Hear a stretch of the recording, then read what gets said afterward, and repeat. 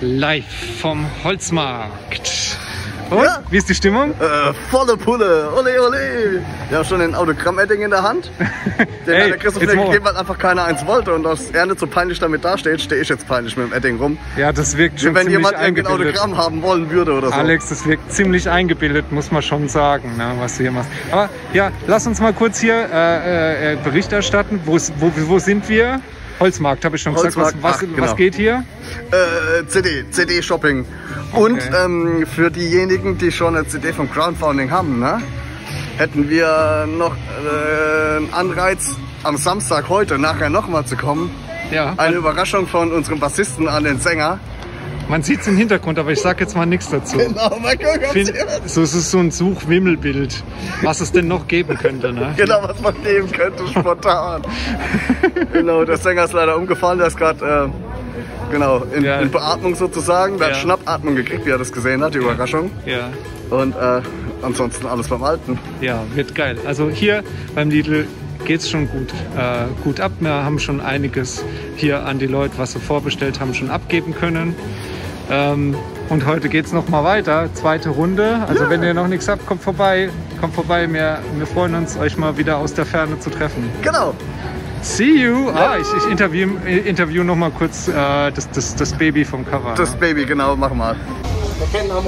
Und wie läuft's? Es läuft sehr gut. Ja. Also wenn wir Klick haben, haben wir noch 2, 3 CDs übrig für die noch. Hey, sag das nicht, die Leute kriegen Panik. Du weißt, heute ist Samstag und ich habe eben gerade mit dem Alex schon besprochen, dass sie noch mal kommen können jetzt gleich. Was ist los? Ach so, ja, die sind vorbestellt. Die Vorbestellte sind. Und wenn ihr noch wollt, könnt ihr euch noch ein bisschen ausstellen. Gibt's noch ein paar Reste? Ja, ein paar Reste gibt's noch. Wie sieht's aus? Sind noch ein paar Reste da? Es sind noch Reste da. Gut. Auch für morgen.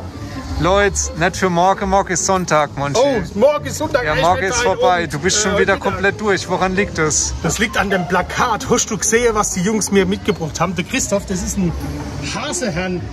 Und weißt du, was das Beste ist? Er hat ein ganzes Lied was soll reserviert noch dafür. Das heißt, da kommt Monchi, jetzt das Problem ist, dieses Motiv verlangt nach Größe, das schreit nach Größe. Ja, ich hab's Unter A0 geht da überhaupt nichts. Ich hab's gemerkt. Also wir haben jetzt noch im Angebot, noch Poster im Angebot, kurzfristig.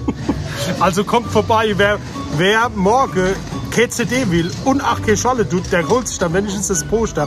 Also nicht heute. Es ist Samstag. Heute Mittag bis um 19 Uhr könnt ihr noch zum Irish Pub Inside kommen und könnt euch so ein Plakat holen. Scheiß auf die CD, holt euch das Plakat. www.quatschkopf.de Ach so, palzrock.de